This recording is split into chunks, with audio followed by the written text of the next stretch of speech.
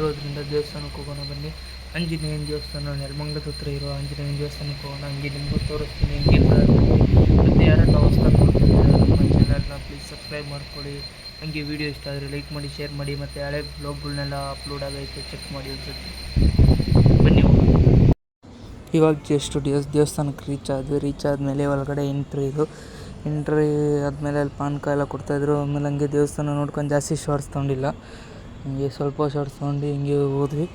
ಹೋಗಾದ್ಮೇಲೆ ದೇವಸ್ಥಾನ ನೋಡ್ಕೊಂಡು ದೇವ್ರನ್ನೆಲ್ಲ ನೋಡ್ಕೊಂಡು ನಮಸ್ಕಾರ ಹಾಕ್ಕೊಂಡು, ಆಮೇಲೆ ಸಾಯಿಬಾಬಾ ಅಲ್ಲೇ ಇತ್ತು ದೇವರು, ಅದನ್ನು ಹಂಗೆ ನಮಸ್ಕಾರ ಹಾಕ್ಕೊಂಡು ಸೀದಾ ಆದಮೇಲೆ ಅಷ್ಟೇ. ಆಮೇಲೆ ನಮ್ಮ ಅಮ್ಮ ಏನೋ ಬ್ಲಾಗ್ ನೋಡ್ಬಿಟ್ಟು ಇದನ್ನು ಮಾಡ್ತಾಯಿದ್ದೆ ಅಂತ ಹೇಳ್ಬಿಟ್ಟು ನಮ್ಮ ಅಪ್ಪ ಅಂದ್ರಂತೆ, ಅದೇನೇ ಹೇಳ್ತಾರೆ.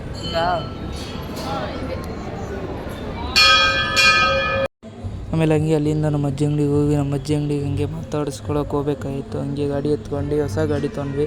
ತೋರಿಸಿಲ್ಲ ನಿಮಗೆ, ಹಿಂಗೆ ಅದು ಬ್ಲಾಗ್ ಏನೂ ಮಾಡಿಲ್ಲ, ಅದು ತೋರಿಸ್ತೀನಿ ಹಂಗೆ ಗಾಡಿ ಮುಂದೆ ನೆಕ್ಸ್ಟ್ ಬ್ಲಾಗಲ್ಲಿ ತೋರಿಸಿದ್ರೆ. ಆಮೇಲೆ ಹಂಗೆ ನಮ್ಮ ಅಜ್ಜಿ ಅಂಗಡಿ ಹತ್ರ ಹೋದ್ವಿ. ಆಮೇಲೆ ಬಸ್ ಸ್ಟಾಪಲ್ಲಿ ಪಾನಕ ಕುಡ್ಕೊಂಡು ಇದಾಗಿತ್ತು ಇವತ್ತಿನ ಬ್ಲಾಗ್. ನೆಕ್ಸ್ಟ್ ಬ್ಲಾಗಲ್ಲಿ ಸಿಗೋರ್ಗು ಟೇಕ್ ಕೇರ್, ಬಾಯ್.